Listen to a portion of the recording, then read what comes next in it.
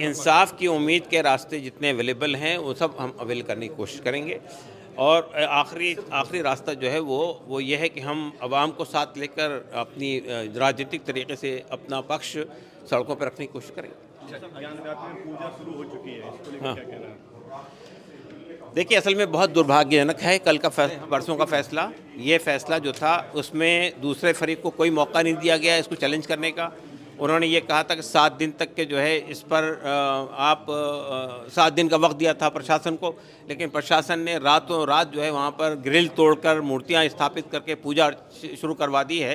तो इसका मतलब ये है कि प्रशासन भी एक तरह से मिलीभगत है प्रशासन की और प्लेंटिफ की, कि उन्होंने जो है इसका मौका नहीं दिया दूसरे फरीक को कि वो अदालत में जा सके। तो हम समझते हैं कि बहुत दुर्भाग्यजनक है। अदालतों को इस तरह का पक्षपात नहीं करना चाहिए, बल्कि उसको दूसरे फरीक को इसका पूरा मौका मिलना चाहिए कि अदालत का निर्णय या फैसला उस वक्त तक नाफिज नहीं होगा जब तक कि दूसरा फरीक अगली अदालत में रुजू न कर ले। सर, हाईकोर्ट आप गए थे, हाईकोर्ट से भी आपकी पिटीशन को रिजेक्ट कर दिया गया है। अब सुप्रीम कोर्ट ने पहले ही कहा था कि आप पहले निचली अदालतों में जाएं। क्या देखिए, हाई कोर्ट में हम जब डिस्ट्रिक्ट कोर्ट का फैसला आया तब हम हाई कोर्ट गए हैं और वैसे वही रास्ता है हमारे पास में। हाई कोर्ट ये कहता है कि आपने 17 के जो फैसला था उसको चैलेंज नहीं किया। 17 का फैसला किसी और इशू में था और 31 का फैसला किसी और इशू पे है। तो हम समझते हैं कि 31 का फैसला पूजा के लिए है, वहाँ मूर्ति रखने के लिए है। ज़ाहिर है कि हमको उचित था इसमें कि हम उसमें जा सकें। तो जाहिर है कि ठीक है, उन्होंने कहा है कि आप 17 को भी हमारी चुनौती है, लेकिन 17 का इशू पूजा से रिलेटेड नहीं था। तो ये क्या करेंगे सर? क्या लगता है, बाबरी मस्जिद तो आपके हाथ से चली गई, ज्ञानवापी का भी नंबर ही है? देखिए, बाबरी मस्जिद का केस आपके सामने है। बाबरी मस्जिद में सुप्रीम कोर्ट के पूरे ऑब्जर्वेशन हमारे फेवर में है, फाइनल डिसीजन हमारे खिलाफ है।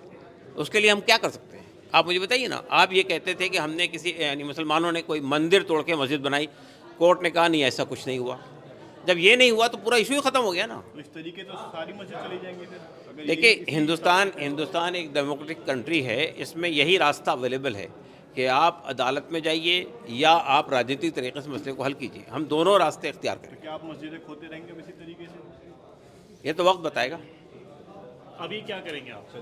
नहीं, अभी तो हमने बताया ना आपको कि अभी हम इसको यानी हाई कोर्ट ने रिजेक्ट नहीं किया है पूरी तरह से। हाई कोर्ट ने एक रास्ता बताया है, हम उसको अवेल करने की कोशिश करेंगे। और साथ साथ हमने बताया है कि हम राष्ट्रपति से मिलने जा रहे हैं, तो उनके बाद फिर और क्या करना है उसके बाद सोचेंगे, बात करेंगे। राष्ट्रपति तो बस एक सवाल मंदिर का जश्न मना रही है, कैसे उम्मीद कर सकते हैं कि वो आपको इंसाफ दिला पाएंगे? ये तो सभी कर रही है, पूरी सरकार कर रही है। तो लेकिन नहीं, देखिए, इंसाफ की उम्मीद के रास्ते जितने अवेलेबल हैं वो सब हम अवेल करने की कोशिश करेंगे और आखिरी रास्ता जो है वो ये है कि हम आवाम को साथ लेकर अपनी राजनीतिक तरीके से अपना पक्ष सड़कों पर रखने की कोशिश करेंगे।